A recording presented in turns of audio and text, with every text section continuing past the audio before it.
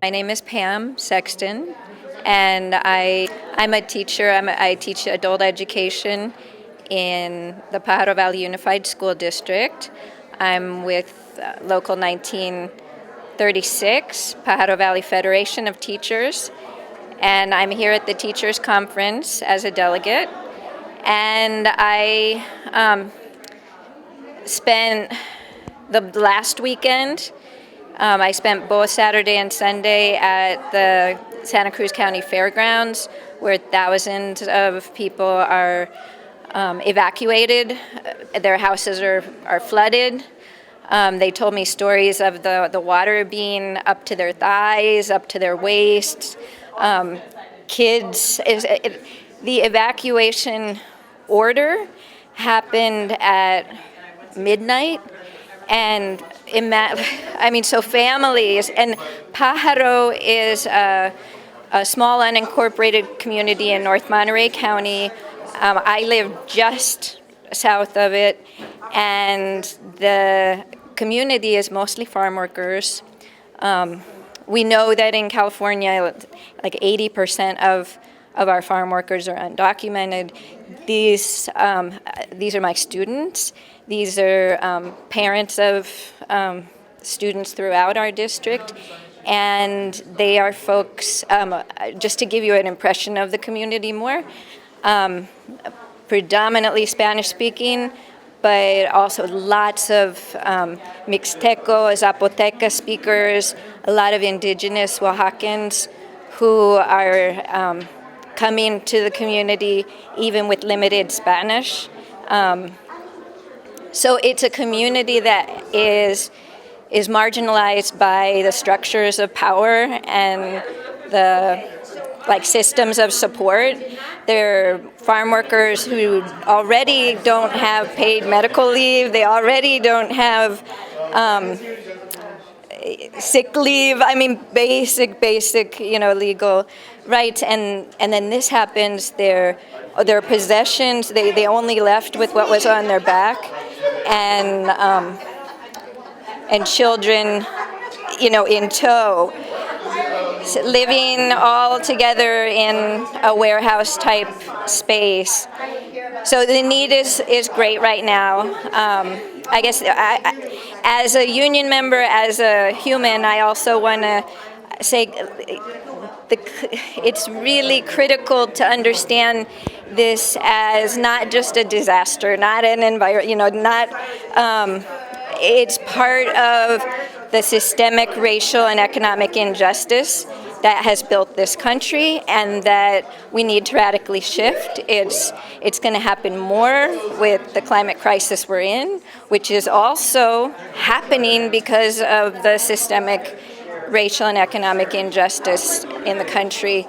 And so I know that my local union has done a great deal to support racial justice, climate justice, economic justice, and now I was with other comrades in the shelters this past weekend, and I just appreciate the solidarity and hope it continues to grow. And there was some issue about the levees, that they knew that there was a problem, but there wasn't any kind of urgency to make sure that this area would not be flooded. It's kind of like New Orleans. That's Poor right. Black communities get flooded. That's right, and that also has to do with systemic. So it wasn't just a few people who decided, but it's actually written into policies that, because they're making economic calculations, well, who's going to be most effective, and we need to invest our money in these certain ways. So there's federal rules, there's state rules that work against the communities like Pajaro, and we need to change. Thank you for saying that, because that is a concrete example. When we just talk about, the system needs to change, how do we change the system? We gotta identify these laws that are leading to this, because in January, just 2 months ago, we came this close, like on the levee. It was that close to breaking, and it was a hair's breadth. Nothing was done to make sure that. And nothing was done. So it's not. It's. So they knew that. Oh, they knew for sure, and they were just saying, "Shoo, we dodged that bullet," and then atmospheric river, and they're surprised, and it's really heartbreaking, and I think only by getting more people together to work more, just earnestly and demand change. It sounds like an emergency situation for the working class, poor, particularly immigrant workers and communities. In Pajaro, it's a disaster. It's a disaster that's going to take, I don't know how long to recover from, because it's not just the displacement, homelessness, families, in some cases just without anything. There's that level of economic distress, but then there's also the flooding of all of these agricultural fields that are the livelihood of those farm workers, and the economic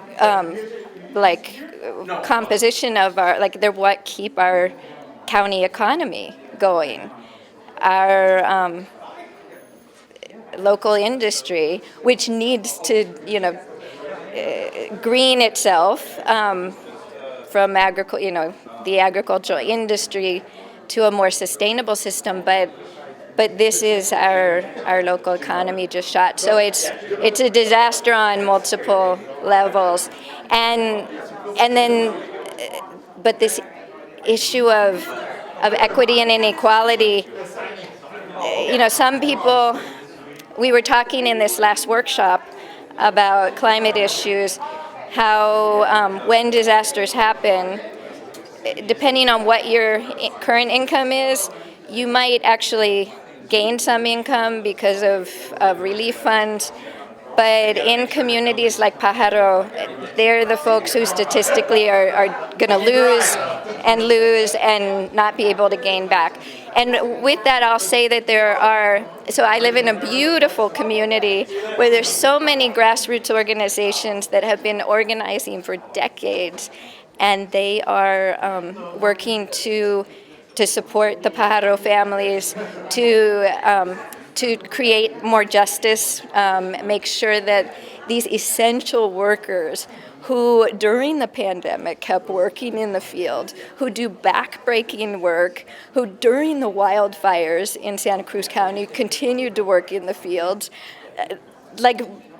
who keep our economy happening, keep us all fed and, alive. They